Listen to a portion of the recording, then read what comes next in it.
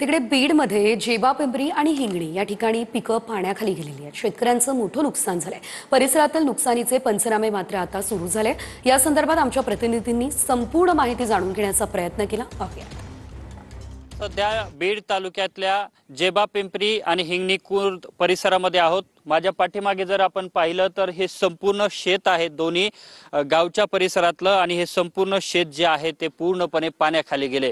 शेती पिकं जे आहेत ते पूर्णपणे सध्या पाण्याखाली आहेत आणि अक्षरशः या संपूर्ण शेती पिकांचं पूर्णपणे नुकसान झालेलं आहे। संपूर्ण शेती पिकं जी आहेत ते नासून गेली आहेत। या परिसरामध्ये आता प्रशासनाकडून पंचनाम्याला सुरुवात करण्यात आलेली आहे, मात्र सरकारने आम्हाला तात्काळ मदत द्यावी अशा प्रतिक्रिया आता शेतकऱ्यांकडून उमटत आहेत आणि शेतकऱ्यांचं खऱ्या अर्थाने प्रचंड नुकसान झाल्याचं पाहायला मिळतंय। 2 दिवसांपूर्वीच अजितदादांनी या संपूर्ण परिसराची पाहणी केली होती आणि त्यांनी पाहणी केल्याच्या नंतर पुन्हा पाऊस पडला आणि पुन्हा पडलेल्या पावसानं प्रचंड मोठ्या प्रमाणात या संपूर्ण परिसरामध्ये नुकसान झाल्याचं सध्या पाहायला